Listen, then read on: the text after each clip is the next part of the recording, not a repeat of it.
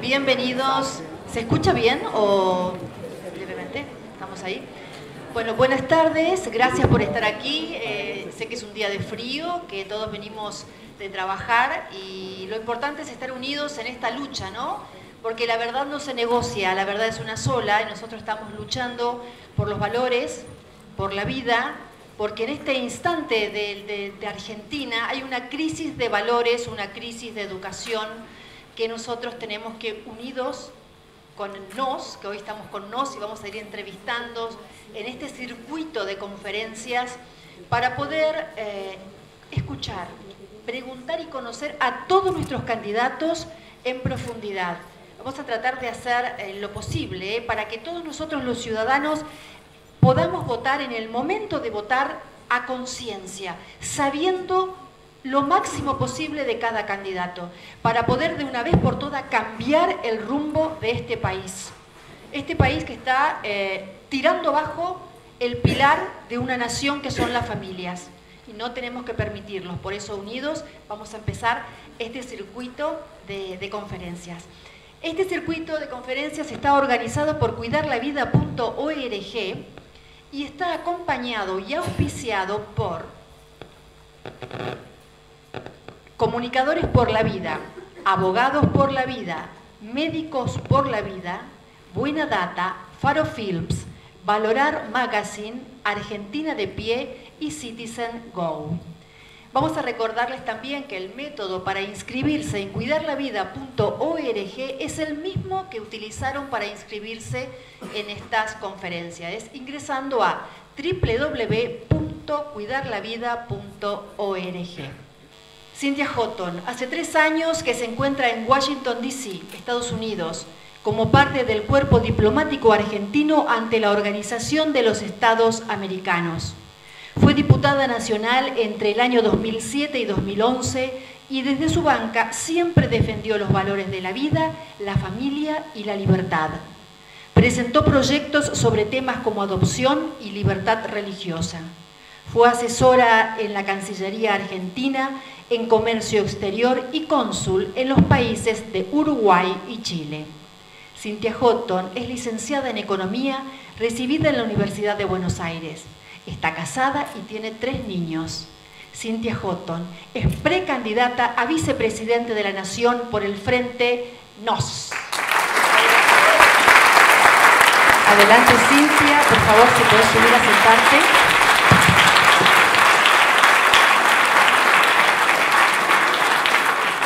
El señor Juan José Gómez Centurión es político argentino de 61 años, casado, 5 hijos y 5 nietos.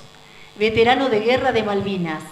Fue condecorado con la Cruz en la Nación Argentina al heroico valor en el combate.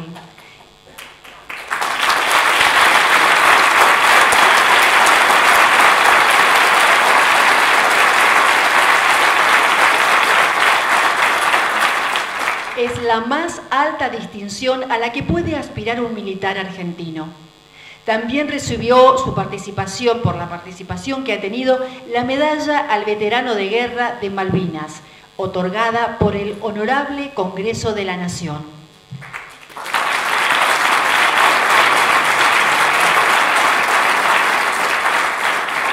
Prestó servicio durante 23 años en el ejército argentino, fuerza de la que se retiró en el año 1997 con el grado de mayor. Cursó la licenciatura en Estrategia y Organización en IESE y un doctorado en Ciencia Política en la Universidad de John Fitzgerald Kennedy. En el ámbito privado fue director del Centro de Estudios para el Liderazgo Organizacional en Levy Marketing y Asociados, gerente de prevención de riesgos en el Grupo Velox y Mercobank. En el año 2000 se incorpora a Cencosud, Sociedad Anónima, desempeñándose sucesivamente como gerente de prevención de riesgos, gerente de recursos humanos de Jumbo Retail Argentina y gerente de recursos humanos del Grupo para Argentina. En la función pública ejerció 3 años como director ejecutivo de la Agencia Gubernamental del Control del Gobierno de la Ciudad Autónoma de Buenos Aires. Ha desempeñado funciones como director general de aduana durante varios años, 2 años, y fue vicepresidente del Banco de la Nación Argentina. Actualmente es el principal referente de NOS, fuerza política que está postulándose para estas elecciones presidenciales y legislativas de octubre del año 2019 y precandidato a presidente de la Nación Argentina. Damos la bienvenida al señor Juan José Gómez Centurión.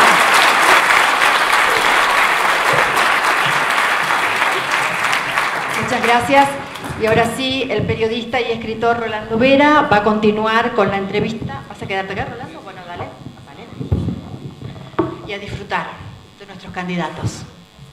Bueno, vamos a ir directamente a las preguntas, ¿no? Porque los prolegómenos y lo importante, los protagonistas, son estas dos personas que están acá, que yo siento que son un lujo para la Argentina. Y pensaba también, desde que hablaba Carlos y Gisela, veo caras aquí que bueno, que nos vamos uniendo en pos de un objetivo, ¿no? Aquel 25 de marzo de 2018 parece que fue ayer, pero desde ese lugar surgieron médicos por la vida, periodistas por la vida, abogados por la vida, y la Argentina fue noticia en el mundo, ¿no? En aquel 8 de agosto de 2018, y creo que eso es lo que está empujando. ¿Quién hubiera pensado, ¿no? Hace poco más de un año que íbamos a tener esta fórmula de precandidatos presidenciales para la Argentina y para, como dice justamente uno de los lemas de NOS, rescatar la patria, rescatar a la República Argentina. Por eso, sin más introducción, me gustaría, Juan José, darle la bienvenida también a Cintia, y por supuesto, a modo de introducción sería, bueno, para el gran público, ¿cuál es la propuesta concreta para la Argentina?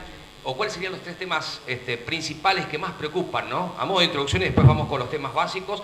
Y también, si quieren agregar cómo surge NOS y demás, muchas preguntas que se está haciendo la gente hoy a nivel de la República Argentina, sería bueno aclararlo. Adelante, Juan José o Cintia. Bueno, me toca a mí abrir. Bueno, es un placer estar hoy acá con todos ustedes, un placer estar con Cintia. Aprovecho la primera pregunta para hacer algunas introducciones. Esta fórmula no fue pensada por nosotros. Cintia desde el primer momento iba a ser primera candidata a diputada en la provincia de Buenos Aires. Y nosotros decimos que la fórmula no la armamos nosotros, digamos, la armó Dios por razones absolutamente circunstanciales que todavía estamos peleando en la provincia de Buenos Aires esa lista. Y ese sábado a las 8 de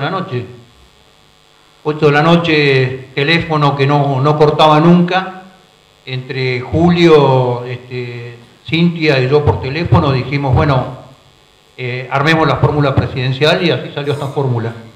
Yo realmente estoy gratificado por la compañía de Cintia, que es una dirigente absolutamente guiada por sus valores, joven, de empuje, formada, con experiencia internacional, que realmente creo que le va a hacer un aporte al espacio político enorme de acá a futuro.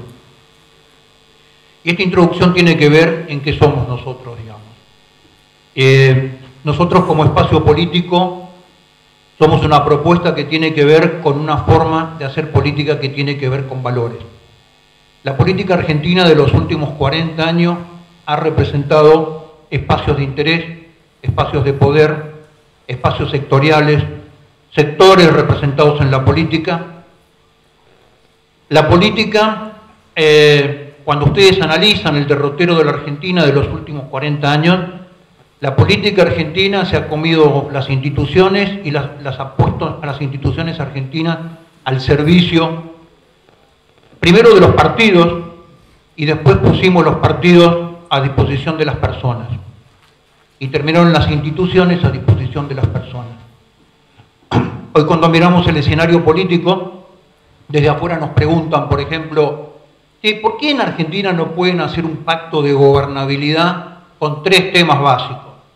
Costo fiscal, costo político, inflación, valor de la moneda. Yo siempre le contesto lo mismo. ¿Saben por qué no se puede hacer un pacto en la Argentina? Porque no hay partidos políticos. Las únicas instituciones que son garantes de los compromisos a futuros en la política son las instituciones constitucionales de los partidos políticos. Si no hay partidos políticos, las garantías son las personas. Y las personas no son garantías porque hoy están, mañana no están. Si se hace un pacto hoy, ¿quién garantiza ese pacto a futuro? La Argentina de los últimos años se ha comido el sistema institucional a tal punto que ya, si hacemos hoy la encuesta acá sentados, gente formada, profesionales, los veo, están sentados acá, que me diferencien en 3 puntos el estado de gobierno, y muchos entraríamos en serios problemas. La Argentina ha perdido la noción de la diferencia entre gobierno y Estado. ¿Por qué? Porque el gobierno se ha comido al Estado. Y esa es una de las crisis valóricas más importantes que tiene la Argentina. La Argentina, el problema no es económico, la Argentina, el problema es dirigencial. Y es dirigencial porque la Argentina se apartó de sus valores. De eso que hablábamos con Cintia, ahí cuando nos veían en ese pequeño acto, un acto muy lindo que organizó Cintia allá por el mes de febrero. Los valores fundacionales de la Argentina tienen que ver con el sentido cristiano de la vida, con el sentido cristiano del mundo, con el sentido cristiano de la sociedad, con una antropología que es absolutamente cristiana.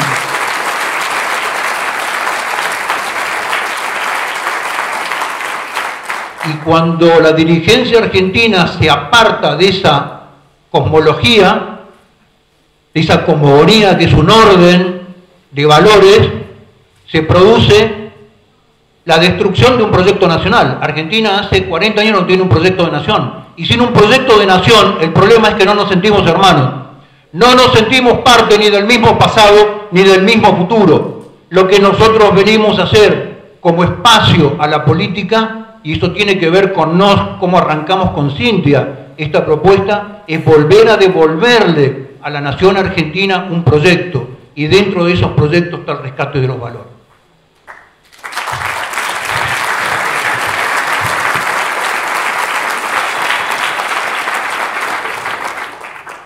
Bueno, en primer lugar, muchísimas gracias por esta invitación. La verdad que para mí es un privilegio estar aquí. No es la primera vez que vengo. La verdad que durante mis años como diputada nacional se han tocado temas bastante difíciles que tenían que ver también con nuestra agenda a favor de la vida y de la familia. Y bueno, esta escuela y este lugar me ha invitado en muchas oportunidades y la verdad que me siento muy cómoda.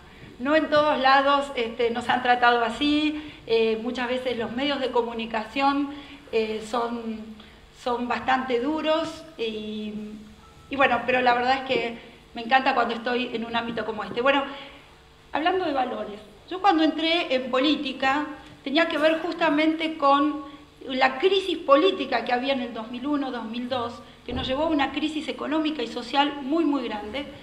Y ahí entré diciendo, necesitamos más transparencia, necesitamos menos corrupción, necesitamos una clase política comprometida justamente con hacer buena política, porque se puede. Ahora bien, la política es tomar espacios de poder. Y para estar jugando en esa cancha es muy difícil y es por eso que uno tiene que sentirse muy fuerte con los valores que uno lleva adentro y que cada uno verá de dónde proviene, pero en mi caso proviene de lo que aprendí en la palabra de Dios. Como profesional, en esos años, y cuando entré después en la Cámara de Diputados de la Nación, yo dije, soy economista, soy diplomática de carrera, por lo tanto, lo que quería yo es hacer buena política, una política con valores, y entonces me anoté en la Comisión de Presupuesto, me anoté en la Comisión de Relaciones Exteriores y Culto, y sin embargo en esos años se empezó a hablar de matrimonio homosexual, se empezó a hablar del tema del aborto, y ahí costó ver referentes políticos que se jueguen a favor de nuestros valores. Y la verdad es que tuve que tomar cierto protagonismo o tuve que encarar, digamos, toda esta problemática porque éramos muy pocos los que en ese momento nos animábamos a poder decir lo que millones y millones de argentinos y ustedes lo han compartido. Entonces, yo agradezco a esta invitación y sé que vamos a hablar de distintos temas y sé que la idea es que ustedes conozcan a los candidatos. Pero si hay algo que es cierto es que si ustedes están acá, ya nos conocen y ya saben qué es lo que hemos defendido a lo largo de nuestro quehacer, ¿no? En la vida pública y política, y por supuesto que tenemos propuestas para el futuro. Pero yo sé que ustedes también, que se movilizaron en las plazas el año pasado, dijeron, con aborto no te voto. Entonces nuestra propuesta con el Frente Nos es una propuesta, por supuesto, integral, es una propuesta de gobierno. Pero les recuerdo que ustedes dijeron esto, y en este caso, en nuestra fórmula presidencial, somos los únicos, la única forma, 100% celeste, 100% provida. Entonces, ¿y por qué lo digo? Porque la verdad es que estamos haciendo un esfuerzo y vamos a hacer un esfuerzo y sabemos que no todos los medios nos van a tratar muy bien. Y necesitamos que ustedes nos acompañen.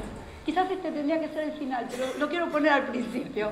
Porque necesitamos que nos acompañen, porque nosotros nos estamos jugando por aquellos que ustedes quisieran ver en los políticos que los representen. Nosotros estamos dando esos pasos y estamos caminando esta nueva aventura de una campaña presidencial sin recursos, pero con millones de personas que nos van a acompañar. Ahora,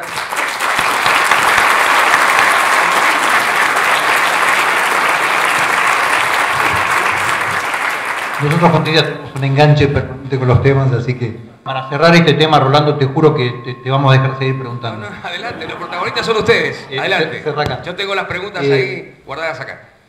No, yo enganchando con lo que decía Cintia sobre la compañía, hoy nosotros, ¿qué es lo que vemos con Cintia?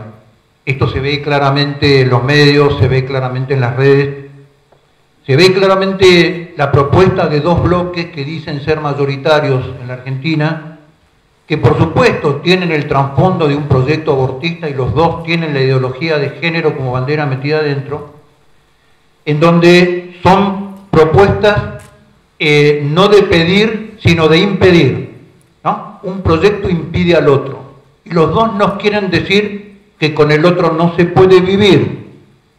Esto es la simbología del terror que nosotros vivimos hoy desde un lado o desde el otro de las propuestas que se dicen mayoritarias. Y nos dicen a nosotros inocentemente, como si fuéramos naif, como si yo fuera el primer tiro que voy a recibir en mi vida, muchachos, no es momento de hablar ahora del aborto. Y la pregunta es, ¿cuándo es momento? Dos proyectos que dicen representar, que dicen discutir cómo vivir en la Argentina. ¿Cuándo vamos a hablar de la vida? ¿Cuándo vamos a hablar de quién tiene derecho a decir quién vive y quién no vive? ¿Cómo se puede defender la República en la República Argentina sin defender la vida?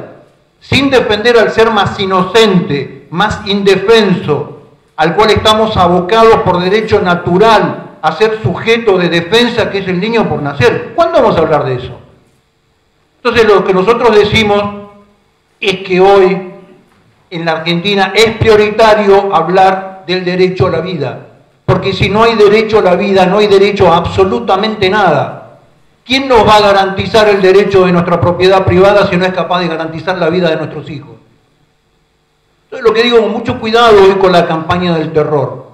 Nos vienen a decir que si en las PASO hay determinados resultados y el gobierno pierde por tantos votos, los mercados estallan y se acaba la Argentina y viene el cuco y el cuco que está debajo de la cama. Lo que yo digo es lo siguiente: en las PASO, que prácticamente este año son una encuesta como fueron siempre, porque tienen consecuencias cero desde el punto de vista electoral, lo que se está jugando es el valor de los bonos que vencen en el mes de noviembre. Y lo que lanzaron la campaña del terror son los que tienen los bonos, no son los argentinos que todos los días sufren las consecuencias de este fracaso.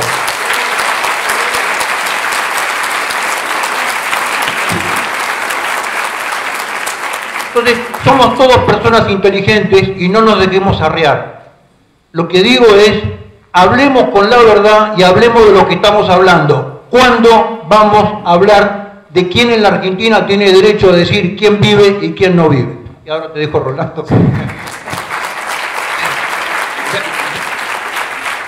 Da la impresión, Juan José, Cintia, que, y me gustaría ampliar este concepto, que acá hay como dos modelos, ¿no? Hablabas del tema de la identidad de los países de América Latina, de Argentina, ¿no? Con la base cristiana, antropológica, y por otro lado este otro modelo donde el aborto y la ideología de género van como encadenados al poder mundial. ¿Cómo se hace para enfrentar eso? Si no es, no sé, con la gente. Alguna vez usted había dicho del tema de que hubieron 2 oportunidades en la Argentina donde la gente le puso un freno a la política, la 125, y ahora el tema de la movilización con el tema del aborto. Me gustaría ampliar ese concepto, porque a esto se suma también lo que usted viene diciendo en relación a estos 40 años de la Argentina estancada, mal, y llegamos como llegamos, a través de un sistema socialdemócrata gramsciano. Me gustaría que explicara esto un poco para la gente que no sabe o no conoce por qué llegamos aquí y cómo se da esos 2 modelos. Uno que aparece muy poderoso y otro que bueno, ¿qué hacemos, no? Sí, está la gente, están ustedes encabezando esta patria heroica que están haciendo, ¿no? Quería hablar, mencionaste al principio todo el tema, ¿no?, del contexto internacional, que tiene que ver también con esta agenda. Bueno, yo soy diplomática y en este momento estoy en la misión argentina ante la Organización de los Estados Americanos. Voy a contar lo que se puede contar en público, lo que es público, porque bueno, como diplomática tengo que cuidar la información que se comparte.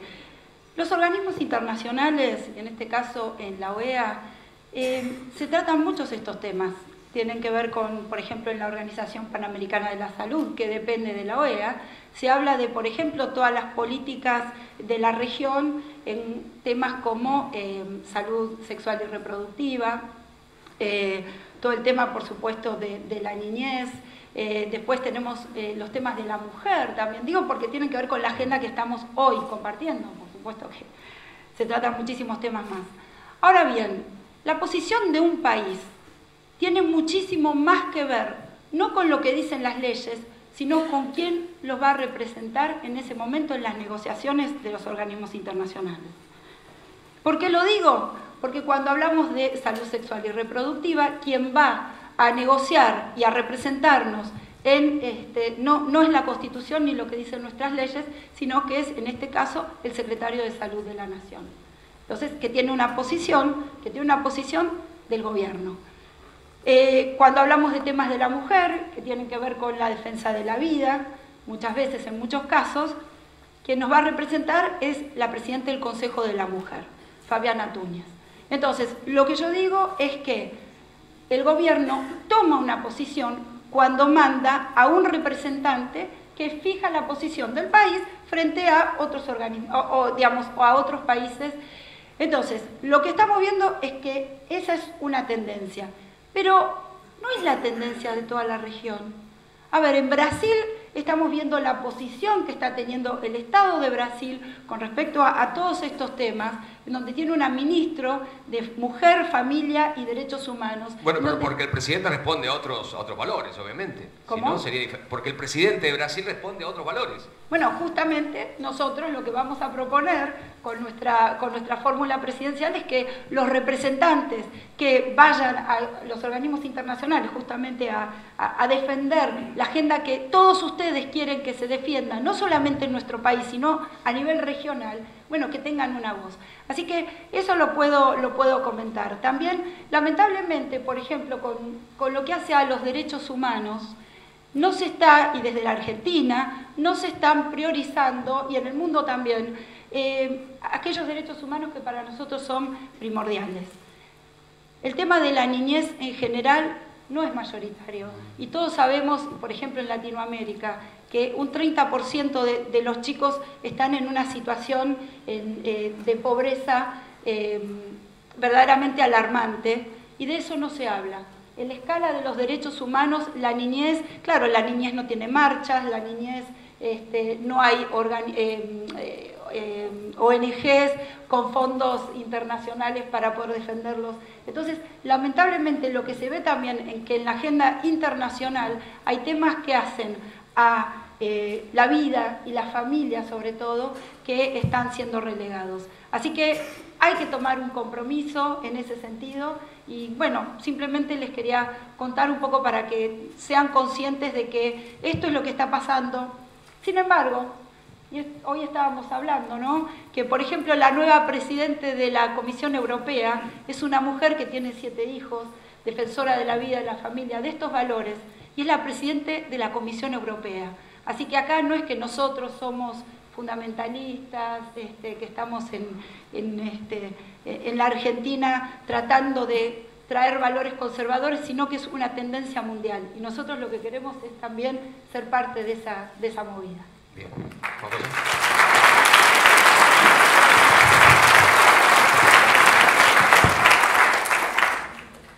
Y complementando un poco lo que decía Cintia, yo creo que también hay un contexto internacional que tiene que ver con muchas cosas que están pasando en el mundo, ¿no? El fenómeno China es un fenómeno que desde hace 15 años castiga la cabeza de Occidente sistemáticamente. ¿Por qué? Porque Occidente después, cuando digo Occidente digo fundamentalmente Europa, después de 45 años de socialdemocracia se encuentra con sociedades que se han integrado al modelo europeo, que sistemáticamente vienen sosteniendo un modelo de valores sociales que los lleva a sociedades casi sin futuro, con tasa de natalidad en algunos casos negativa, con un altísimo nivel de inmigración de continentes vecinos en situaciones de pobreza extrema, donde una de las hipótesis de conflicto hoy en el modelo europeo occidental son los modelos de conflictos étnicos o migracionales, digamos, que no lo puede controlar, con un sistema de un estado de bienestar que otorga muchas veces a los inmigrantes ilegales los mismos derechos que a los ciudadanos, con un estado carísimo, insostenible, con una administración pública imposible de sostener en materia de costo fiscal, por un lado. Y por otro lado, la irrupción de China como patrón de la nueva globalización por su poderío de naturaleza financiera, económico, comercial y poblacional, hacen que hoy la globalización para los Estados Unidos de Trump, por eso la rechaza, o para Europa, que la rechaza culturalmente, ya no tenga la simpatía del modelo global americano que era capitalismo y democracia. Hoy la globalización china viene de la mano del capitalismo salvaje y el totalitarismo político. Con lo cual los países europeos lo que dicen es, si nosotros entramos en un esquema global sin volver a encontrar nuestra identidad como proyecto de nación, estamos perdidos.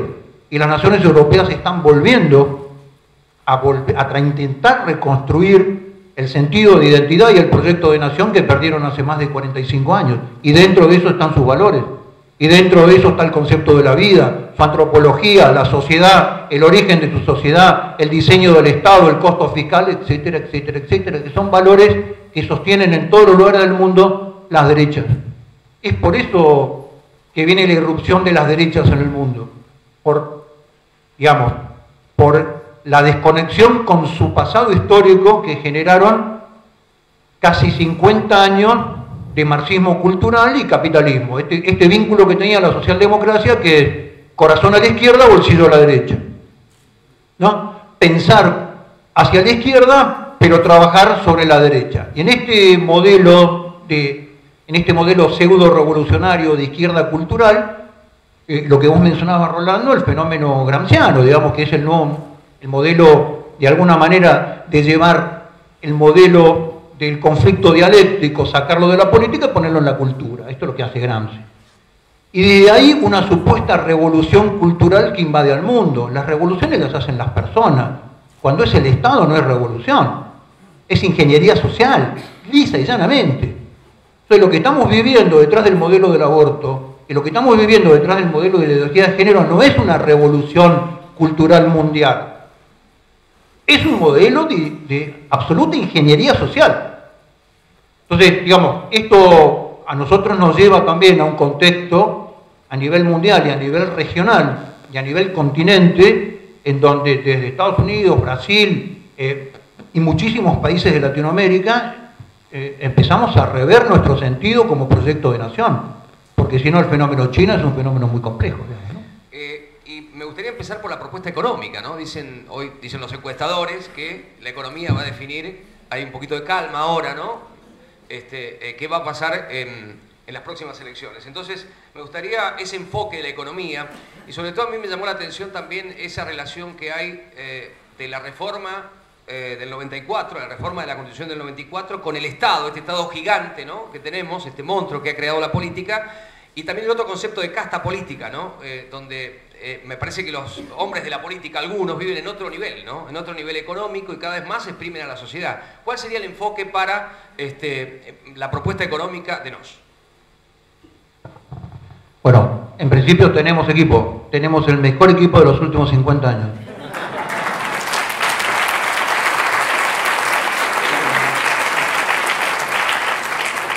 Vieron que no lo creen, ¿no? ¿Se dan cuenta, no? Bueno, entonces lo que digo es, tenemos un muy buen equipo de trabajo, tenemos muy buenos equipos técnicos. Hoy la dificultad de muchos equipos es que escriben, participan, aportan, pero muchos de ellos son profesionales que tienen temor a salir en una propuesta política nueva porque reciben el castigo del mercado, reciben el castigo de las empresas y reciben el castigo de su trabajo diario. Cuando nosotros hablamos de propuesta económica... Perdón, ¿y eso cómo se podrá vencer? Digo, eso llegará hasta un momento, ¿no? Porque después habrá que pegar el salto. Cuando vean nuestros números en las PASO, vamos a tener la cola de equipos trabajando.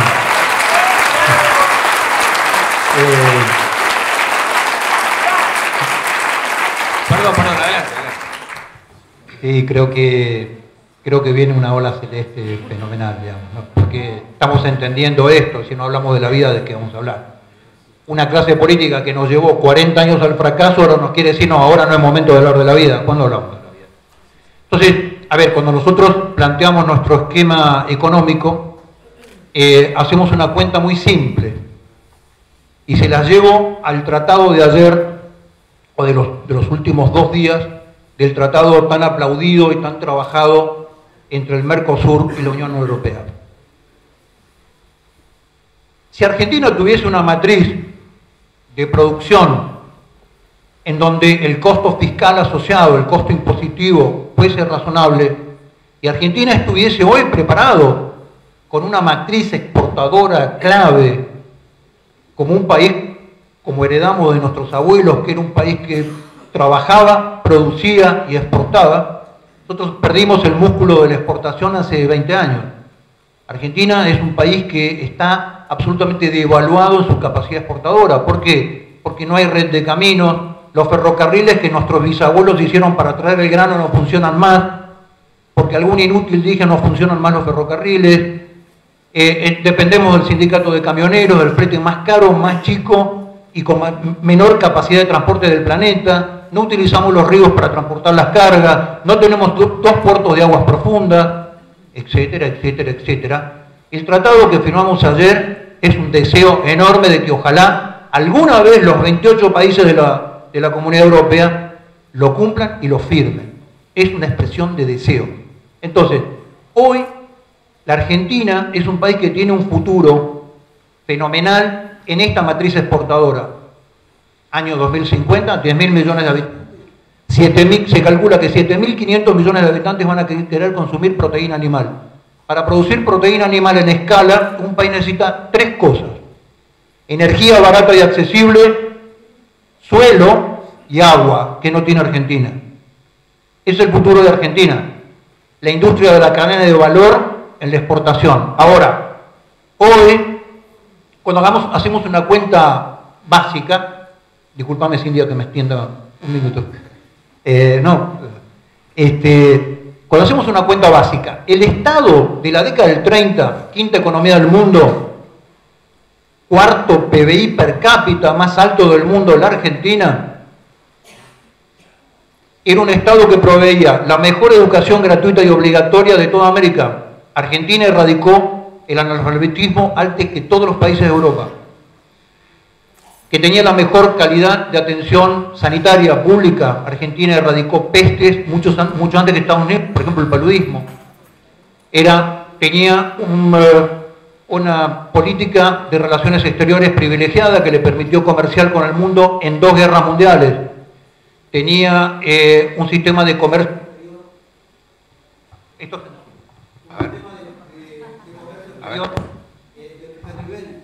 Tenía una flota de transporte carguero propio para comerciar con el mundo.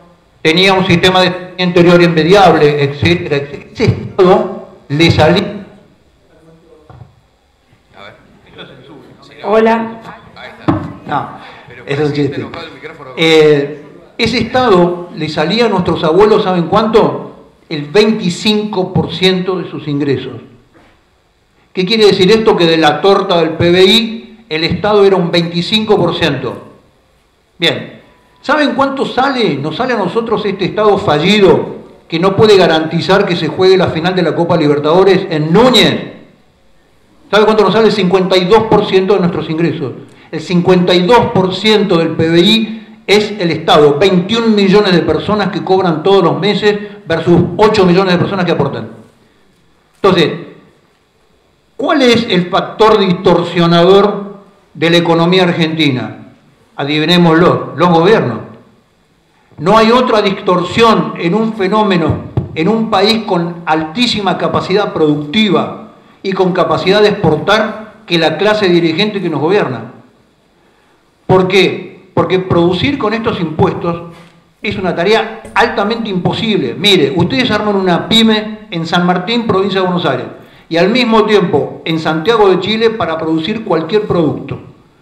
A la misma producción, pyme por pyme, de productos o de servicios, van a hacer la siguiente cuenta. La pyme que produce en San Martín lo hace con la mitad de personal que lo hace la pyme de Santiago de Chile, pero tiene el doble de costo de personal. El costo asociado a la carga positiva, 170 impuestos, y el costo asociado al trabajo en la Argentina hacen que la Argentina sea improductiva. Cualquier sistema económico en la Argentina, cualquier propuesta económica deviene necesariamente de bajar el gasto. No solamente el déficit, nos duermen con el déficit primario. Claro, no tener déficit ya es una cuestión de sentido común. Ahora, no hay que bajar el déficit y dejar a déficit cero, sino que hay que bajar la cantidad de gastos, porque eso es lo único que permite hacer mucho más sencillo el sistema impositivo, bajar la cantidad de impuestos y permitir que la Argentina produzca. Si la Argentina es productiva, va a tener inversiones. Si hay inversiones, hay trabajo. Y el trabajo es la única forma de generar en la Argentina un proceso económico virtuoso. Ahora, ¿eso cómo se hace, Juan José? O en todo caso, ¿cuál es la propuesta de NOS para revertir todo esto, no? No tiene, parece que el sistema fuera de un nivel de complejidad fenomenal y conceptualmente es muy simple. Es muy difícil de hacerlo, o es difícil, porque hay que ir contra muchísimos, digamos, sectores que se han constituido hoy en un factor de poder. Ahora, claramente, lo que hay que hacer es que de esos 21 millones de salarios que hoy son improductivos, porque son salarios estatales, convertirlos en un salario productivo. Por ejemplo, ¿hace cuánto que discutimos un plan de primer empleo liberando para 18 o 25 años, liberando de las cargas patronales al que emplea una persona de 18 o 25 años por 2 años, 3 años? ¿Saben cuánta gente se podría hoy emplear y lo sacan de un plan? Sale del modelo cultural del plan y la dádiva y entra un modelo de trabajo. Yo prefiero el día de mañana subsidiar una jubilación, porque no hubo aporte durante 2 años, y no subsidiar un plan que lo que va a la estructura del plan, ese chico de 18 o 25 años en la esquina de su casa, en un lugar de máxima pobreza y sin posibilidad de salir. Entonces, nos pretenden decir que esto es imposible. Yo les digo una cosa, no hay que cruzar los Andes, ya lo cruzó San Martín. Ya lo cruzó San Martín en burro, ya está. Lo que tenemos que hacer es un plan ordenado de recursos en la Argentina, ponerlo a funcionar. Eso es lo que nos está pidiendo la patria y lo que nos están pidiendo nuestros nietos. Hagan un plan ordenado de recursos, gasten lo que pueden gastar, den trabajo, produzcan y exporten. Argentina tiene que triplicar sus exportaciones en los próximos 15 años, si no, no tenemos futuro. No hay posibilidad que el 30% de las personas que están afuera del margen de la sociedad hoy ingresen adentro de la sociedad. Digo, la pregunta es para los dos, Cintia, también. Si les parece, empezamos con el tema educativo, educación. ¿Qué habría que hacer? Es algo muy importante y lo queremos comentar o presentar esta noche ante ustedes, y es que toda la política pública que nosotros vamos a proponer va a estar diseñada con lo que llamamos la perspectiva de familia. Toda la política pública. Cuando hablamos de salud, lo vamos a pensar desde una perspectiva de familia. Cuando hablamos de educación, lo vamos a pensar desde la perspectiva de familia. Cuando hablamos de un plan de vivienda, no sé si saben, pero en la provincia de Buenos Aires hay algunos proyectos de vivienda en donde se construyen las casas y en el medio hay un centro comunitario. Las casas no tienen cocina. ¿No tienen qué? Cocina, porque es más barato. Si uno ve el precio del metro cuadrado, la cocina es algo caro. Entonces hacen este plan de viviendas, total está el comedor comunitario en el medio. Digo, ¿cómo vamos a pensar en un plan de vivienda que tenga que ver con la unidad familiar para prevenir las adicciones, para prevenir la soledad, para prevenir tantas cosas? La familia es el núcleo que sustenta toda la sociedad. Entonces, hasta el plan de vivienda hoy tendría que ser pensado con una perspectiva de familia. Y es por eso que vamos a proponer un Ministerio de Familia y Desarrollo Social. O sea, Ministerio de Familia y Desarrollo Social. Como lo tiene Brasil. O sea, Brasil, un país enorme, con muchísimas necesidades sociales, y hay un Ministerio de Familia. Como lo tiene justamente esta mujer que les comentaba en Alemania, que empezó con Angela Merkel con un Ministerio de Familia. Entonces, toda la política pública cruzada por esto. Entonces, yendo al tema educativo. La educación tiene que ser fundamental, ¿por qué? Y esto se ve en los presupuestos. Cuando uno mira en dónde está la prioridad de un gobierno, en dónde está poniendo recursos. Entonces, la educación debe recibir una inversión, porque de eso se trata. La educación tiene que ser pensada no como un gasto, no como un costo, sino como nuestros jóvenes, nuestros chicos, tienen que estar educados y formados para que estén preparados para el futuro, no simplemente para que estén, digamos, repitiendo cosas de memoria. Eso por un lado. Segundo, algo que es muy importante. A la educación sexual le decimos, ¿cómo le respondemos? Con más deporte. Los jóvenes y los niños y los adolescentes tienen que tener mucho deporte y eso se tiene que sumar. Por supuesto, bueno, no voy a entrar porque ustedes ya son todos especialistas de la ESI y de lo que sabemos de la ESI y lo que pensamos de la ESI, y por supuesto eso se tiene que terminar, pero tenemos que proponer una educación sexual que esté basado en lo biológico, pero aparte que sea preventivo. Porque algunos me dicen, pero ¿no estás preocupada por todos los embarazos adolescentes que están creciendo? Y bueno, por eso la propuesta es que la respuesta sea el aborto. Y yo lo que digo, pero entonces, si esas son las estadísticas y cada vez estamos teniendo más embarazo adolescente, es que esta educación sexual no sirve para prevenir aquellas cosas que nosotros queremos solucionar desde otra manera. Así que sí hay que tener una educación sexual, pero una educación sexual no basada en esta ideología que tanto queremos erradicar. Por otro lado, también para nosotros el tema educativo lo pensamos no solamente en los niños más pequeños, en donde por supuesto tiene que haber una educación pública y accesible para todos, porque también cuando pensamos en familia estamos pensando en padres y madres que tienen que salir a trabajar y es importante que haya guarderías públicas para todos, para que los chicos también no estén muchas veces en zonas que estén en la calle o que estén muchos nenes, digamos, que no van a la escuela. Así que el tema de la educación también obligatoria tiene que ser, por supuesto, por el Estado. No, ¿hay más? Hay mucho más, pero quizás... Bueno, no, un tema claro, no, un tema que es muy importante, no sé si ustedes saben, pero cuando uno habla de los subsidios para las escuelas, no sé si ustedes sabían que hay prioridades. Entonces, primero son las escuelas públicas, digo, cuando el Estado, hoy en día, cuando el gobierno decide cómo distribuir los subsidios, es primero para las escuelas, segundo para las escuelas laicas y tercero para las escuelas religiosas. Para nosotros hay como entonces una connotación peyorativa hacia lo religioso vis-a-vis de lo laico, cuando en realidad cuando nosotros pensamos como gobierno en una educación, tiene que ser la inversión, tiene que estar en aquellas organizaciones que funcionan y que funcionan bien. Entonces, la verdad es que no debiera haber este tipo de discriminación cuando pensamos en subsidios. Y bueno, aquí estamos en una institución también religiosa y no entendemos y no estamos a favor de que haya discriminación en lo público hacia lo religioso. Y eso lo sé también porque tuve muchos debates cuando era diputada nacional, por ejemplo, para los centros de adicciones, ¿no? Los centros de rehabilitación,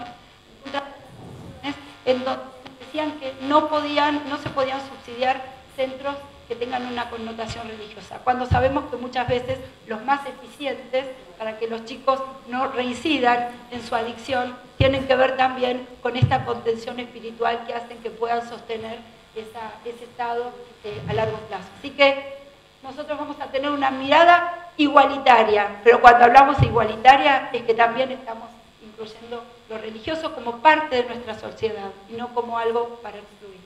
Alguna vez escuché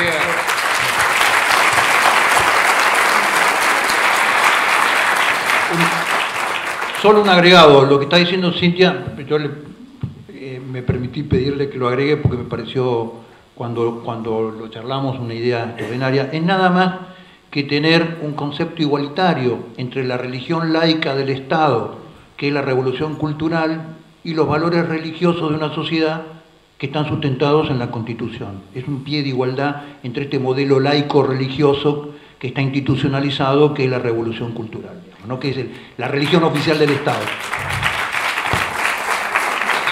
Alguna vez escuché también un concepto de no solamente educar en el conocimiento, ¿no? No, sí, claro, yo les contaba, a mí me asombró mucho cuando conocí la educación primaria en Japón, que me impactó mucho, porque uno siempre asocia Japón con un país altamente tecnologizado y cree que hay una invasión de las ciencias duras desde los primeros años del conocimiento y que el abordaje del mundo de un chico en un país altamente tecnológico se hace desde las ciencias duras, ¿no? Ese es el preconcepto que uno tiene cuando sin ser un especialista en educación, cree entender el modelo educativo o el modelo pedagógico de un país tecnologizado y una sociedad tan particular como Japón. Entonces, cuando voy a conocer una escuela primaria monstruosa, de cerca de 4.500 alumnos en Japón, todos los que son números humanos son números que para nosotros son inconmensurables.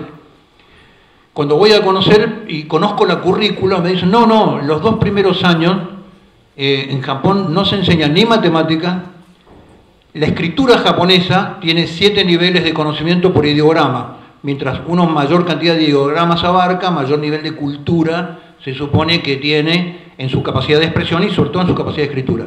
No se da ni matemática, ni se da escritura. ¿Y qué hacen? No, los 2 primeros años aprenden a ser japoneses. Historia de Japón, manualidades, geografía, historia, cultura, danza, algún arte marcial siempre ponen. Entonces, porque a pesar de que un japonés cada vez que se ve en el espejo sabe que es japonés, en los 2 primeros años de su formación lo sociabilizan, lo hacen integrante de una comunidad que tiene una historia y que tiene un futuro, y que eso se llama una nación, que es Japón, que tuvo sus altas, tuvo sus bajas, pero fundamentalmente lo que tiene es futuro, y tienen un futuro juntos. Y no, cuando digo juntos, no es juntos de acá hasta allá. Cuando en Japón es juntos uno al otro, porque viven todos apiñados. Entonces, la escuela, cuando ustedes visitan un aeropuerto en cualquier lugar del mundo, hagan una prueba, digan de qué lugar sale el avión del vuelo de Aerolíneas Argentinas. Miran el aeropuerto y van a ver todos colas para entrar al avión y un lugar donde todo el mundo está remolinado para pasar por la misma manga al mismo tiempo y uno antes que el otro. De ahí sale el vuelo para Buenos Aires. Seguro. Nuestra educación ha perdido la capacidad de insertar a los chicos como seres sociales, de hacer una cola, de esperar su turno, de escuchar al otro, de respetar al que está al lado, etcétera, etcétera, etcétera, que son los fundamentos básicos que tiene que enseñarse en la escuela, y los tiene que enseñar una maestra que además está convencida de eso. Y lo tiene que enseñar en su casa la mamá que no le pega a la maestra cuando le pone una mala nota al chico, digamos. Entonces lo que digo es, esto es lo que yo contaba, que en Japón a mí me asombraba como la escuela primaria en sus 2 primeros años lo que hacía era enseñarle a un japonés a ser japonés. Y una de esas cosas es el respeto. ¿Eso se podría aplicar en Argentina? Sí, claro, esto es lo que nosotros aprendimos en la escuela primaria. Bien, pasamos a otros temas, inseguridad y droga. Plan para combatir eso y si está el equipo, las personas que podrían ejecutarlo. Yo creo que Argentina no es un país inseguro, para nada. No hay tsunamis, no hay terremotos excepto en San Juan y en Mendoza, no hay guerras étnicas, no hay odios raciales, no hay bandas de maras. Argentina no es un país inseguro. Argentina es un país donde los gobiernos se acostumbraron a convivir con el delito. Es un país delictual, no es un país inseguro. Son dos cosas distintas, desde mi modestísimo punto de vista. Cuando ustedes miran, el Estado argentino necesita un rediseño urgente. Cuando ustedes miran algunos ministerios del Estado, si ese ministerio fuera un auto, ustedes van a encontrar una secretaría del freno, una secretaría del acelerador y una secretaría de la palanca de cambio. Ese auto no podría andar jamás. Todo eso unido por un expediente. Ruega usted que antes de llegar a la esquina tenga bien frenar, y el otro dice, no, porque no puedo frenar si antes no baja un cambio. Digamos, el Estado necesita un rediseño. En materia de seguridad, Argentina es un país que está tomado por el delito organizado, en cualquiera de sus formas. Normalmente, el delito madre organizador que coopta todo el resto de los modelos delictivos es el narcotráfico. Argentina fue entregado hace 12 años a un modelo abierto de narcotráfico en todas sus formas, que empezó a ser un factor ordenador del delito de arriba para abajo. El delito ordena. El delito es un sistema de estatal paralelo que va ordenando todo el modelo delictivo, con lo cual no hay delito menor. Cuando el gobierno de la Ciudad de Buenos Aires dice, acabamos de descubrir que los motochorros son una organización, yo digo, yo no puedo creer lo que estoy escuchando. Era obvio que los motochorros son una organización. Era natural y lógico a cualquier argentino que lo hubieran les hubiera dicho que era una organización delictiva. Entonces, uno de los factores fundamentales en combate del narcotráfico es revertir la ecuación de delito organizado versus Estado desorganizado. El Estado argentino está desorganizado. El Estado argentino hizo las cosas que el manual de la seguridad mundial ordena no hacer. Por ejemplo, la provincia de Buenos Aires con policías municipales. Los mexicanos dicen, no organicen policías municipales, pues nosotros nos fue muy mal. ¿Nosotros qué hicimos? ¿Qué organizamos las policías municipales? No lo digo en términos peyorativos, pero todo el mundo los conoce como los pitufos, los que están vestidos celestes en la provincia de Buenos Aires. Entonces tenemos, frente a un mismo modelo delictivo, tenemos 4 espacios a coordinar. La policía municipal, la policía provincial, que ya está prácticamente regionalizada y en manos de los intendentes, y las fuerzas federales que tendrían que estar, por ejemplo, arriba del agua, que están en Puerto Madero, o que tendrían que estar en la frontera y están desplegados en el conurbano dirigiendo una barrera o un accidente de tránsito. Eso es un Estado absolutamente desorganizado. El narcotráfico y el delito organizado se combate con inteligencia criminal. ¿Qué quiere decir? Entendiendo el modelo delictivo, entendiendo su negocio. Gabriel Valerini, que sabe de esto, me dice sí, el tipo sabe. Entendiendo el negocio, entendiendo las bandas, vinculando delitos. ¿Qué es lo que hace 4 años que no puede hacer este Estado nacional? Nombrar un director de inteligencia criminal en el Ministerio de Seguridad. Entonces, tenemos la fuerza de seguridad, que tendrían que estar Gendarmería y Prefectura custodiando la frontera, y el agua, las tenemos desplegadas en el conurbano para elevar un poco el nivel de seguridad de los votantes en las próximas elecciones. Punto número 1.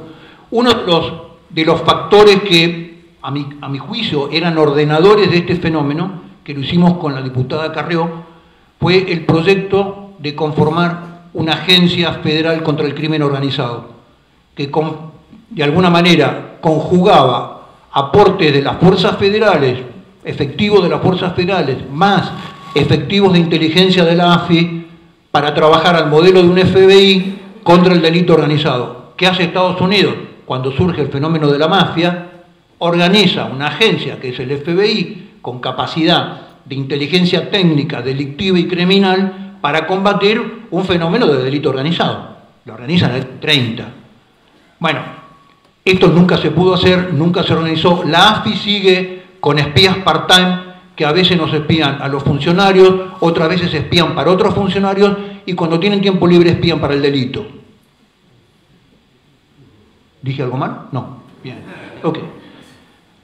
Entonces, este Estado, este carnaval carioca, que es el Estado en materia de despilfarro de recursos, de despilfarro de una enorme capacidad técnica que tienen las fuerzas federales y que tienen las policías, sobre todo las policías más tecnificadas, está absolutamente despilfarrado porque está mal conducido. Por ejemplo, las fuerzas federales todavía tienen el resabio de ser fuerzas federales organizadas como complemento del Ejército, de la Armada y de la Fuerza Aérea.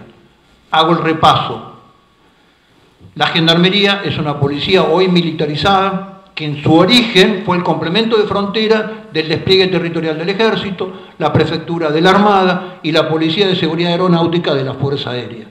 Entonces yo pregunto, ¿no llegó la hora de tener un solo modelo de fuerzas federales? Con una unidad de comando, con una unidad técnica, con una unidad de inteligencia. Pregunto, ¿eh? Entonces nosotros tenemos propuestas de naturaleza técnica que hacen a la organización del Estado para combatir el delito. ¿Esas propuestas surgieron hace poco, hace tiempo, se viene trabajando desde hace algunos años o no? Sí, desde hace bastante tiempo están dando vueltas. Bueno, este proyecto que yo les cuento es del 2016, la Agencia Federal contra el Crimen Organizado es del fin del 2015. Y cuando uno se lo lleva a la Cámara de Diputados es como si hablara en polaco, no entiende para qué sirve eso. Nadie ve, a ver, yo les hago un repaso. Los medios y todo el sistema organizado comunicacional en Argentina nos quiere hacer creer que todo... Fíjense, ¿tengo 2 minutos? Sí, sí, adelante, adelante. La Argentina no produce hojas de coca, ¿no? No produce la planta de coca, por un fenómeno de latitud y de altitud. Ahora, la Argentina llegó a ser, en el año 2015, el segundo exportador de cocaína de Latinoamérica y ser la plataforma de envío de cocaína a Europa. ¿Cómo es este misterio? Este misterio es así. La pasta base se produce en el sur de Bolivia, camina 1.700 kilómetros por Argentina.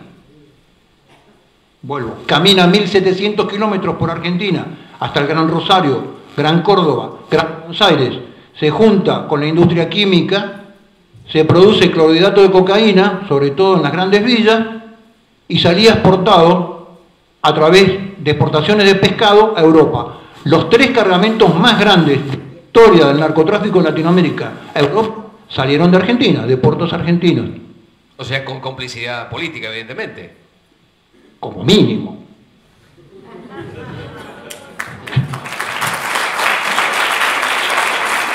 Digo, si esto no es un Estado organizado muchas veces para el delito, ¿de qué estamos hablando, digamos? Entonces, vuelvo a este tema. Dentro de eso, uno de los puntos más calientes de este fenómeno son los 38 puertos que reúnen el 88% de la exportación de Argentina, que es entre Arroyo Seco y San Lorenzo, o sea, Rosario. Entonces nos dijeron, bueno, una banda en Rosario que son los monos. Entonces todo el periodismo convenció de que los monos eran como Pablo Escobar Gaviria, más o menos, ¿no? Y cuando uno ve los monos, la verdad que dice, estos flacos difícilmente pueden haber organizado semejante escala de este fenómeno que se produce en la Argentina. Ahora, yo les voy a contar una infidencia. ¿Sabe por qué están presos los monos hoy? La cabecilla de la banda de los monos, por un homicidio que fue comprobado por la justicia santafesina. No tienen una sola causa por narcotráfico, que es una causa federal. La justicia federal no tiene una sola intervención sobre los monos. Entonces lo que digo es, cuando las agencias internacionales, cuando yo estaba en aduana, me preguntaban, dice, ¿por qué no hay carteles en la Argentina con la cantidad de cocaína que exportan? Yo les decía, porque el cartel es el Estado. Ahora, hay que transformar el Estado. Hay que transformar el Estado. Otra vez, hay que transformar el Estado. Porque ahí está uno de los orígenes de muchísimos males de la Argentina de hoy. Por ahí hago una pregunta dura, pero usted formó parte de ese gobierno, ¿no? Entonces, ¿se pudo hacer algo? ¿No se pudo hacer nada? ¿Tenía que callar? ¿O estaba en otro ámbito? En fin, porque si uno tiene que trabajar en el ámbito en que está, bueno, tendrá que hacer lo que se pueda, hasta que después, bueno, dar los pasos que hay que dar, ¿no? Bueno, el gradualismo se comió la pasión, siempre. La gradualidad significa un método. O sea, en una cirugía primero hay que anestesiar y después abrir. Si yo invierto los pasos, mato al paciente. Pero también mato al paciente si yo anestesio hoy y lo abro el año que viene. La gradualidad lo que dice es que hay que hacer primero y que hay que hacer después, no el tiempo entre paso y paso. Entonces, en estas cosas, el gradualismo se comió la pasión de esta cosa. Y dijimos, bueno, yo fui muy criticado porque en aduana no fui gradual. Y me dicen, no, bueno, una de las causas por la cual tuviste problemas es porque también lo hiciste así de golpe. Bueno, la cirugía se hace de golpe. La cirugía se hace los 2 primeros años de gobierno. Las cosas que hay que hacer, que son difíciles de hacer, se hace con el capital político de las elecciones ganadas en el bolsillo. Porque si no, después es muy difícil de hacer. La gente se acostumbra, se pierde la pasión. Uno empieza a entender un montón de cosas que no tendría que entenderlas nunca. El fenómeno de adaptación viene, mucha gente se adapta. ¿Y se adapta a qué? Al paisaje. Y lo que en este mundo hay que ser es inadaptado. Lo que nos están pidiendo a nosotros, las generaciones que vienen, es que no nos adaptemos a lo que está pasando.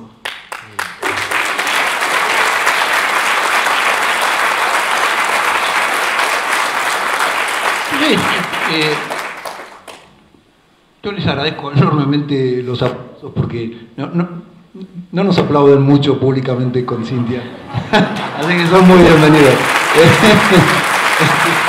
Por eso no nos queremos ir y te estás extendiendo, dale. Sí, hablaba.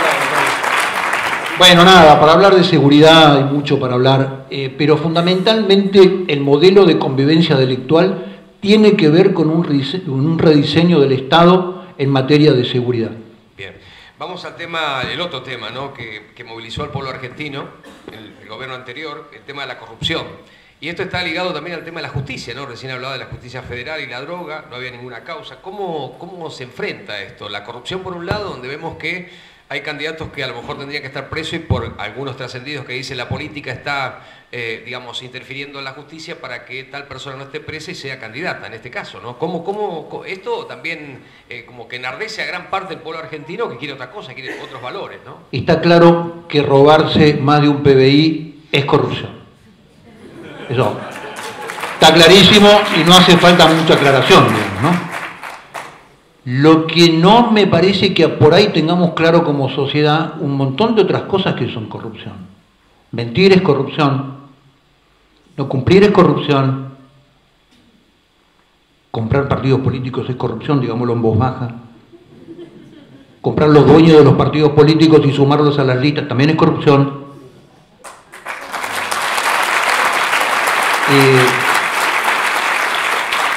No se defiende la República haciendo lo mismo. Vinimos a cambiar, vinimos a transformar, no a adaptarnos y hacerlo mejor que los otros. Este es mi reclamo. Esto es lo que me avergüenza a los 61 años frente a mis nietos. Vinimos a transformar este sistema que nos trajo hasta acá. Y si no, vayamos, no, hagamos otra cosa. Entonces, el fenómeno de la corrupción me parece que es un fenómeno que en la sociedad argentina cuenta con un altísimo nivel de tolerancia. Cuando vemos la candidata a vicepresidenta, no sé cuántas causas tiene procesadas, nos damos cuenta que la valoración del tema de la corrupción de lo público en la Argentina tiene una valoración social muy baja. Y este es un fenómeno social. Esto es uno de los aspectos que hay que transformar en la Argentina. Ahora, ¿cómo se cambia esto? Porque también el tema es, cuando escuchamos a la política que nos dicen, a ver muchachos, este es un cambio cultural que va a tardar mucho porque primero tienen que cambiar ustedes, yo creo que se cambia con ejemplo. Cuando uno arma sistemas virtuosos, lo que va generando son conductas virtuosas, sociales y personales. Yo siempre hago el mismo ejercicio. Si a cada uno de ustedes hoy toma un avión esta noche a Suecia y a la mañana siguiente amanece en Estocolmo, caminando por las calles de Estocolmo, no va a tirar un papel en la calle. Y no porque haya hecho un curso a la noche durmieron durante el curso. Lo que va a encontrar es un sistema que tiene premios y castigos conductas y que genera conductas virtuosas, sociales y en términos personales. Con lo cual, no es un cambio de cultura que primero tiene que hacer la sociedad hacia la política. La política tiene que generar desde el modelo dirigencial los sistemas para cambiar, sistemas virtuosos para que cambien los valores virtuosos de la sociedad. Es un sistema de ejemplo. Las transformaciones son sistemas de ejemplo. No sistema de arenga, muchachos tienen que cambiar culturalmente porque si no esto así no va más. Siempre la dirigencia le tira la responsabilidad a la sociedad. Yo creo que es tiempo de la dirigencia. Cintia. Sí. Acá quisiera agregar algo, varias cosas. En primer lugar, no se trata tanto con los temas de corrupción, no se trata tanto de lo que se escribe o lo que se dice que se va a hacer, sino hay que ver las decisiones que se van tomando. Vos mencionabas recién los casos que tiene, ¿no?, la candidata a vicepresidente por el Frente Todes, ¿no? Me critican mucho. ¿Te critican? Entonces todos.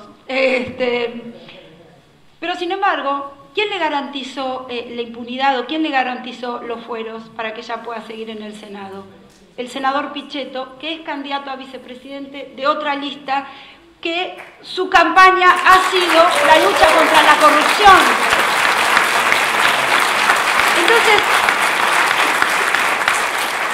Entonces pareciera que están priorizando lo electoral a la lucha contra la corrupción, que era parte de la identidad de la campaña que tenían previamente. Entonces, vuelvo al tema. No están dando señales de que están queriendo ir en contra de la corrupción. Eso por un lado. Y segundo, él mencionaba el tema de las conductas. También, quienes están a cargo de las políticas en contra de la corrupción tienen que poder también llevarlo a la práctica, ¿no? Y ahí yo les cuento, no sé si algunos de ustedes se acuerdan, pero en el 2010, cuando se estaba debatiendo el presupuesto, le faltaban algunos votos al kirchnerismo, y yo recibí una oferta en el medio del recinto, y ahí yo les dije, perdón, mi espacio se llama Valores para mi país, o sea, me parece que se olvidaron de que no hay forma de comprarme y prefiero no escuchar ni una propuesta. Por supuesto, ahí fue toda una gran denuncia y de hecho, si ustedes se fijan, en el 2010 no se votó el presupuesto porque esa sesión se terminó ahí. Ahora, hay un tema cultural. Yo después, cuando iba a programas de televisión o hablando con otros políticos, me decían, bueno, ¿y cuánto te ofrecieron? Y yo decía, es que no lo escuché. Entonces no sabés qué es lo que te iban a ofrecer. Digo, pero perdón, y si yo hubiese dicho, a ver cuánto me ofreces, me hubieses dicho, entonces, como estás preguntando y no era suficiente, no te interesó y por eso lo rechazaste. Entonces lo que digo es, me preguntaban los periodistas qué me había parecido la propuesta. Entonces estamos en una sociedad en donde todavía culturalmente nos estamos tragando el tema de la corrupción y estamos creyendo que se puede convivir con eso. Y les pido que si verdaderamente toman conciencia de que esto hay que ir a fondo con este tema, hay que acompañar gente comprometida con justamente los valores que tienen que ver con la verdad, que tienen que ver con la transparencia y que tienen que ver con poder llevarlo a la práctica. Y Juan José lo ha padecido y Juan José ha demostrado, ¿no?, en un caso concreto, lo que es poder ser transparente y estar comprometido con la verdad y totalmente en contra de la corrupción. Así que también te agradezco, Juan José, y les digo, y con esto quizás terminemos, pero que esa también es una de las razones por las cuales lo estoy acompañando, porque es un hombre íntegro y no solamente está justamente hablando de la vida y de la familia, sino que él lo puede sustentar con toda una vida que lo ha demostrado, y tenés una hermosa familia y sos un ejemplo de ciudadano, y estoy muy orgullosa de poder acompañarte. Bueno, yo me muero por hacer una última pregunta, pero me gustaría que sea el público, ¿no?, que para dinamizar, y seguramente habrá muchas preguntas de la gente, agradeciendo el tiempo que nos da Juan José y Cintia también en este momento tan especial, ¿no? ¿Alguien quiere hacer la primera pregunta? A ver, sí, adelante, señor.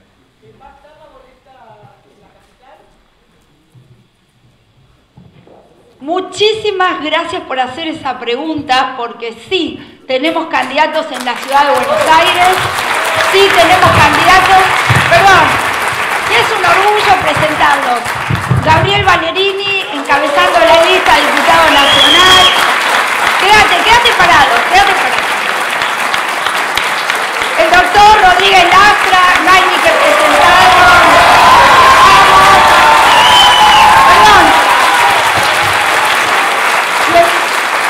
Y el doctor Cecín, ¿dónde está Cecín? No, Cecín está con el micrófono. ¡Ah, vení!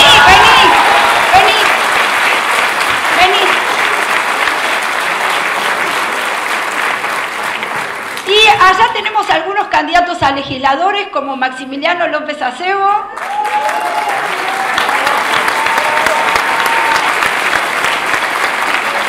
También está Alejandra Buchar. ¿Dónde está Alejandra? Bien. Así que les digo, para mí es un privilegio poder saber que estamos presentando una lista 100% celeste en la ciudad de Buenos Aires. Estamos juntos. Candidato a presidente y a vice, y nuestros candidatos a diputados nacionales y a legisladores por la ciudad de la democracia cristiana. Así que tenemos candidatos.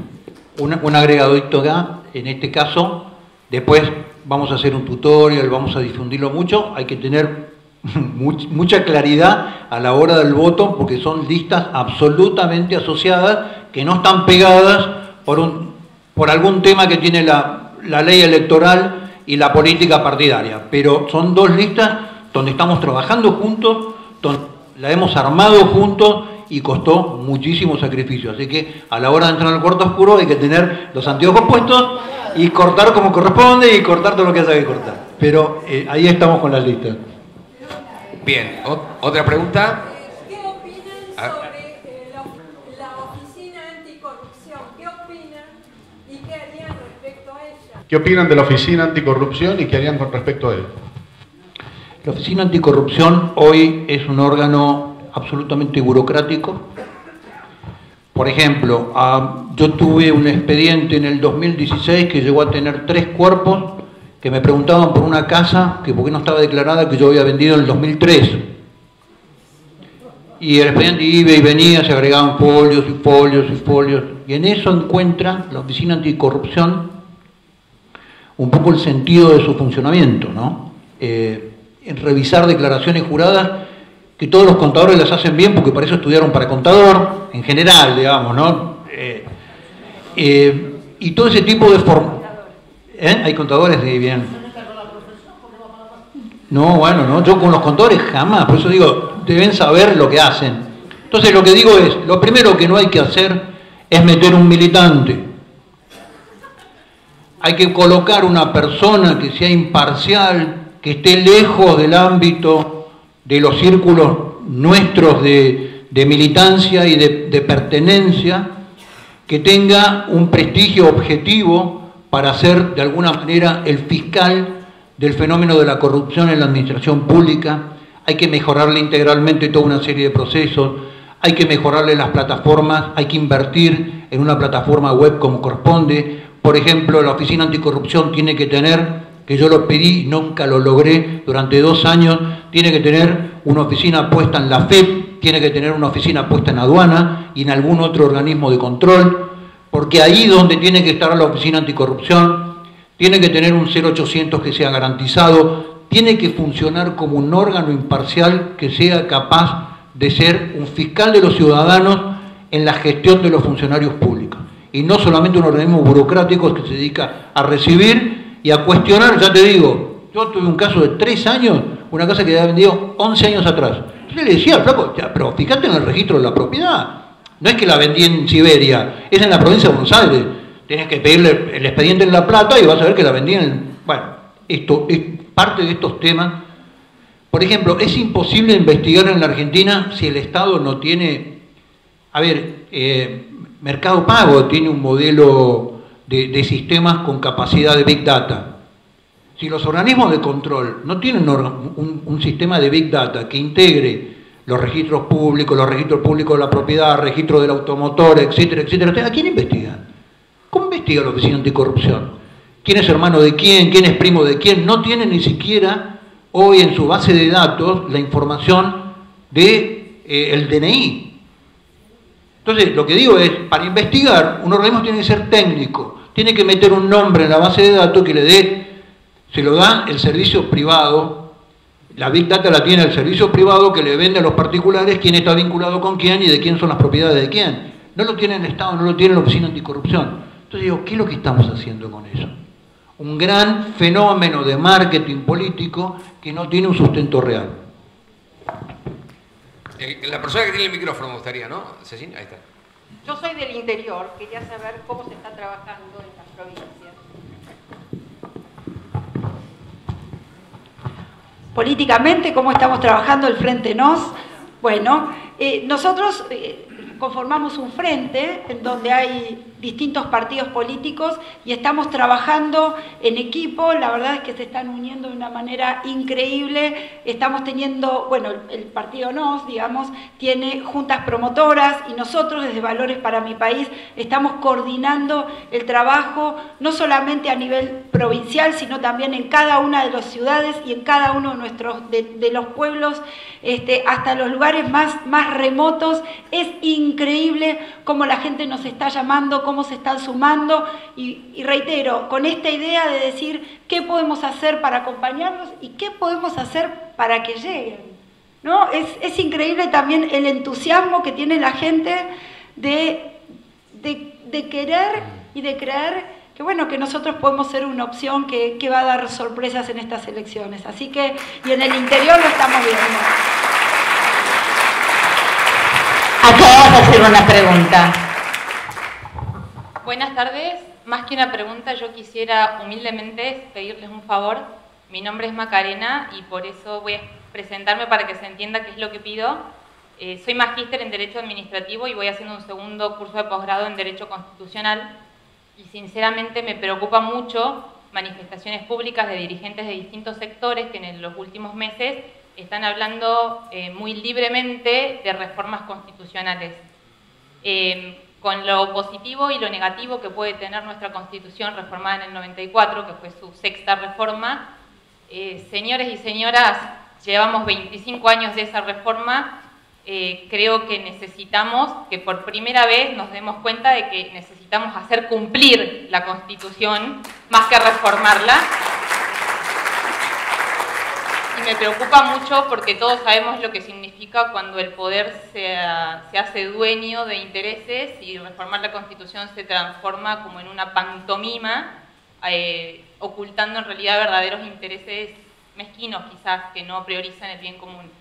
Como administrativista y constitucionalista considero que el derecho constitucional debe ser la expresión de el derecho administrativo, perdón, debe ser la expresión de un derecho constitucional concretizado, ¿no? Donde ese equilibrio entre poder y garantía no se olvide que el centro y fundamento y fin del Estado es la dignidad de la persona humana. Y nuestra Constitución tiene varias cláusulas, inclusive por la incorporación convencional, en donde se protege el ser humano desde la concepción. Entonces es inconcebible que normas internas que devinieron inconstitucionales luego del 94 sigan siendo vapuleadas, nombradas o usadas como estandarte por los funcionarios de mayor jerarquía en nuestro país y no adviertan que son inconstitucionales. Por eso mi gran preocupación como técnica del derecho es que nuestros dirigentes, una vez en la vida, hagan cumplir la Constitución antes que reformarla. Gracias. Gracias, Macarena. Levanten la mano los interesados en la pregunta. Identifíquense, por favor. Perdón, un segundo que va a contestar. Perdón. Lo que tendría que preguntarte cuál era la pregunta, digamos, pero bueno, no, ya lo sé. Yo te digo dos cosas. Me parece muy oportuno tu pedido. Creo que estamos todos en eso, pero yo quiero hacerte dos reflexiones. Digamos, yo no soy abogado, ni quiero serlo a esta altura de mi vida. Ahí me parece que hay dos cosas. Yo coincido contigo, la reforma del 94 para mí introdujo un diseño de Estado que tenía que ver con los intereses del bipartidismo, ¿no? Se instituye en la Constitución un modelo de Constitución europea, en la reforma del 94, un diseño de Estado que más o menos decía esto: muchachos, no se preocupen porque el que pierde siempre tiene puestos para ocupar. Esto es la Constitución del 94. Entonces, cuando vos agarrás el diseño organizacional del Estado de la Constitución del 94, te encontrás con una serie de organismos que decís, por ejemplo, el 30% de las personas de la Argentina son pobres. ¿Sí? ¿Quién las defiende? Hay una defensoría a nivel nacional, hay una defensoría en la provincia de Buenos Aires, hay una defensoría en la ciudad de Buenos Aires, hay más defensorías que órganos ejecutivos a nivel nacional. ¿Quién defiende a las personas? Nadie. Entonces digo, hay toda una... El INADI, hay toda una serie de diseños que tiene que ver con los puestos de la oposición. No obstante, así todo, yo creo que no es tiempo de una reforma constitucional. Para que exista el tiempo de la reforma constitucional tienen que existir los partidos políticos. Si no hay partidos políticos no hay garantía. A la Constitución la abren las personas por mayoría y la cierran por mayoría. Si no hay instituciones en el compromiso del diseño constitucional del país, no puede haber reforma constitucional. Sería gravísimo. Bien, vamos con la última, ¿no? La última. Sí, bueno. Digo por el tiempo, no sé, si alguien dispone... Hola. Diciembre es un despliegue de maldad insolente, ustedes lo saben perfectamente. ¿Cómo tienen pensado la organización de los fiscales para contar los votos? ¿Entiende lo que quiero decir? Nuestra estrategia de voto, ¿sabe cuánto pagaron en Tucumán por un fiscal por las 1.500 mesas de los fiscales? Había 1.500 mesas en Tucumán. El oficialismo llegó a pagar 2.000 pesos por fiscal. 2 turnos de fiscales por mesa, saca la cuenta. 3.000 fiscales. Les voy a hacer una buena y una mala noticia. No tenemos esa plata. La mala noticia es que no lo podemos pagar. La buena noticia es que no recaudamos plata. Porque el que paga la campaña es dueño del candidato. Y esta campaña no la paga nadie, gracias a Dios.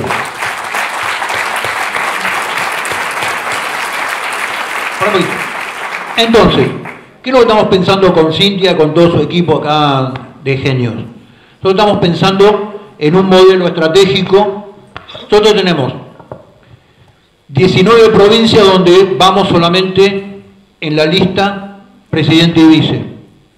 En los lugares donde vamos sin presidente y vice, nada más que en la lista presidente y vice, ir a una estrategia de voto seguro, que es una estrategia de voto en mano, con un fiscal por escuela, controlando el escrutinio de las mesas, pero a voto seguro. Te doy el voto en el bolsillo. ¿Me vas a votar? Sí, andá y depositalo. ¿Qué tenemos para esto? Redes que dan las parroquias, que quieren colaborar con nosotros, redes que dan las iglesias, que quieren colaborar con nosotros, redes que dan los veteranos de guerra, redes que dan el personal militar, gendarmería, prefecturas, policías provinciales, celestes, patriotas, nacionalistas, etcétera, etcétera, etcétera. Redes de personas que no tienen vínculo político, que no son punteros, que no cobran, que no... nada de nada. En el resto de los lugares, obviamente tenemos una estrategia de fiscalización con muchísimos voluntarios también que vienen de estas redes, encausados por los partidos provinciales que están asociados a la alianza en forma concreta y que llevan sus listas de candidatos. Este es el modelo de fiscalización que nosotros tenemos previsto. ¿Quieres agregar algo, Cintia? No, en realidad es eso. Necesitamos justamente entonces el apoyo de todos ustedes a través de las redes sociales. Yo sé que muchos de ustedes representan a distintas organizaciones y ustedes tienen que entender que si están apoyando a un partido, a una propuesta nueva y que justamente no estamos recibiendo recursos de ningún lado, sino que también de la gente que nos quiere acompañar, entonces necesitamos el apoyo de todos ustedes a través de las redes sociales. Y nosotros, a través de nuestros equipos, en cada una de las provincias y en cada una de las ciudades principales, vamos a tener un encargado de fiscalización para el Frente Nos. Y por otro lado, hoy acabamos de firmar un convenio con la red Ser Fiscal, que muchos de ustedes la deben conocer. Hoy firmamos un convenio con ellos, así que también, si quieren, se pueden anotar a través de la página de ellos para ser fiscales en nuestro partido político. Así que sería fantástico que nos puedan acompañar, y si alguno ya está preparado y sabe y puede capacitar a otros, bueno, también pónganse en contacto con nosotros, que nos va a venir muy bien. Un último tema que sería una pregunta acerca de los jubilados. Ya el paso. Sí, justo es un grupo de la sociedad que hoy no se mencionó y, digamos, parece bastante injusto que haya muchos jubilados que están esperando tantos años, que el caso de mi padre, que partió sin poder ver su reajuste, y el de que los que hemos ya aportado por 40 o más años, y ANSES es tan lento en los procesos de generar, digamos, la jubilación. Así, no sé qué postura va a tener el gobierno. En este país, más del 40% de los chicos son pobres. El PACO pega fundamentalmente en los sectores que van de los 14 años para abajo, ¿no? Este país destruyó la mejor escuela primaria que había en toda América. Es decir, este país hace mucho tiempo venimos tratando muy mal a nuestros hijos. Y era natural que en algún momento dado esos hijos traten mal a los abuelos. La vida es un círculo, las sociedades es un círculo, somos un círculo de la vida, digamos, ¿no? Entonces, ahí el esquema previsional argentino es una de las reformas necesarias e imprescindibles que tenemos. Ahora, antes de la reforma previsional, que es una reforma que además tiene un enraizamiento social de altísimo nivel de complejidad, viene la reforma fiscal y viene la reforma laboral, porque son las reformas activas que van de alguna forma a permitir generar el fondeo para hacer la reforma previsional. Ahora, en una Argentina donde cada vez son menos los que aportan, el que está en peligro es el sistema previsional, claramente. Una de las razones fundamentales por las cuales necesariamente en la Argentina hay que dar trabajo. Por ejemplo, los chinos hoy hacen la cuenta que por la política de un hijo por familia que tuvieron durante 30 años, dentro de 30 años les van a faltar 30 millones de aportantes. Esa es la cuenta que están haciendo hoy, por eso ampliaron a dos hijos por familia. Porque en los hijos está el futuro y está el diseño social del futuro de los abuelos. Es cosa que en la sociedad argentina no entendemos, que de la misma forma como nosotros tratemos a nuestros hijos, y el primer hijo que tratamos es el hijo del vecino que no atendemos, que está por nacer, de la misma forma esos hijos van a tratar a sus abuelos. Pero es uno de los temas más complejos a resolver hoy en la reforma previsional. ¿Puedo contarles un secreto? Ya que son todos amigos acá. Sí, vos que son de... Contámelo primero. No, ya eso lo hemos hablado mucho. Yo les quiero, en esto que decía recién, acompáñennos, yo les quiero hacer una última reflexión. ¿Puedo hacer una última? Sí, adelante, estamos esperando, si no la última pregunta. Sí, y ya después de esto me callo, les juro que me callo. Nosotros, lo que estamos planteando con Cintia claramente, el otro día en un reportaje de La Nación me preguntó el periodista ¿a quién votaría si usted no participa de la segunda vuelta, digamos, ¿no? Entonces yo dije, yo voy a votar en segunda vuelta el candidato que garantice el veto de la ley del aborto. Cada vez que se siente un candidato acá, pregúntenle qué va a hacer. ¿Por qué en esto? Porque es cierto que la llave legislativa está en el Congreso. Ahora, en un país presidencialista como la Argentina, la llave del no aborto la tiene el presidente de la Nación con el veto, que es una institución presidencial y está garantizado en la Constitución como una herramienta del ejercicio de la presidencia de la Nación. ¿Por qué digo esto? Porque si nosotros en las PASO, para que salgamos todos del miedito del cuco que viene en la primera vuelta, si en las PASO somos capaces de demostrarle a la política argentina que somos una masa de habitantes que creemos en valores y que somos capaces de votar una propuesta de valores, van a tener una propuesta para nosotros en la segunda vuelta si nosotros no llegamos al balotaje.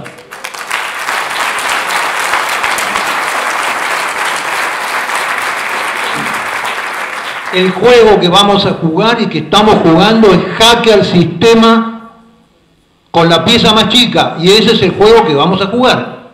Y si nosotros no llegamos al balotaje, queremos condicionar la discusión de la segunda vuelta, pero para eso tenemos que demostrar que la política tiene que tener para nosotros una propuesta, porque en principio somos muchos.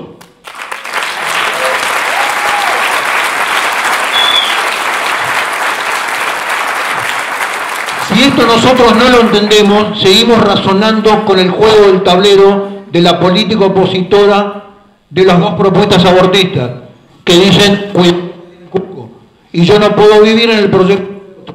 Lo que nosotros decimos es, no podemos vivir en una Argentina un proyecto del aborto. Eso es lo que estamos, y eso se va a definir claramente en la primera vuelta. Acompáñenme. Gracias. Bueno, muchas gracias. Gracias Rolando Vera, periodista, por hacer de moderador, por hacer las preguntas. Sí, Rolando. Quería decir una sola cosita, que hace poco alguien hablaba de los nuevos comienzos, ¿no? Dice que los nuevos comienzos se producen cuando avanza mucho el mal, y para eso se necesitan algunos justos, ¿eh? Ojalá que en la Argentina haya muchos justos para ese nuevo comienzo y dar vuelta a este partido de la Argentina, ¿no? Gracias. Muchísimas gracias, Rolando Vera. Bueno, gracias Cintia, gracias Juan José por toda esta entrevista y por desasnarnos de tantas dudas que el pueblo argentino tiene, ¿no? Y tantas ganas que tenemos de que todo realmente cambie. El lunes 1 de julio anterior... Perdón, ¿podéis invitar a los candidatos que suban hacia hacemos? Dame 2 segundos que eso viene después. Dale, si me permitís. No, futuro bueno. Señor presidente, si usted dice lo contrario, lo podemos hablar. Lo podemos hablar. Bien, el 1 de julio anterior, Citizen Go lanzó una campaña donde pedía a la población que pidiese a los candidatos que firmen este manifiesto.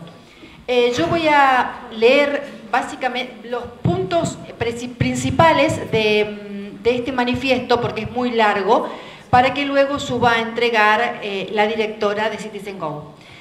Dice lo siguiente: defensa a la vida desde el nacimiento, desde la concepción hasta su muerte natural. Derogar el proyecto del protocolo del aborto. Políticas de acompañamiento a la mujer embarazada, protección a la niñez, educación libre de ideología de género y ayudar el desarrollo de la familia. Ahora sí, vamos a invitar entonces a Silvina Espataro, directora de la campaña de Citizen Go,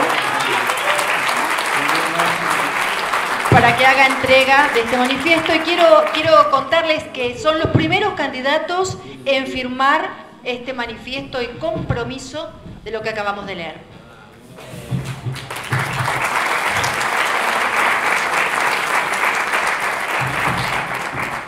A agradecer nosotros a Tele-V1.com, canal Tele-V1 Toda la Verdad Primero, que está siempre luchando para que las cosas se digan como tienen que ser, sin tratar de alabar o quedar bien con la gente. Muy bien, señor futuro presidente, ¿puedo decirle? ¿Futuro presidente? Sí, claro. ¿Le podemos decir?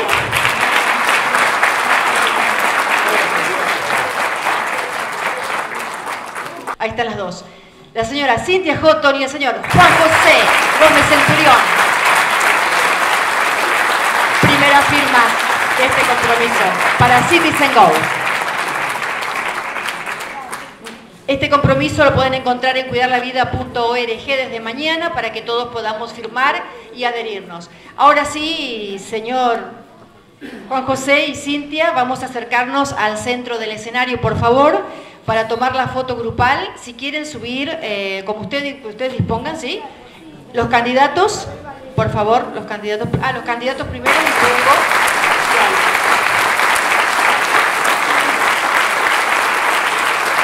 Brasil, un país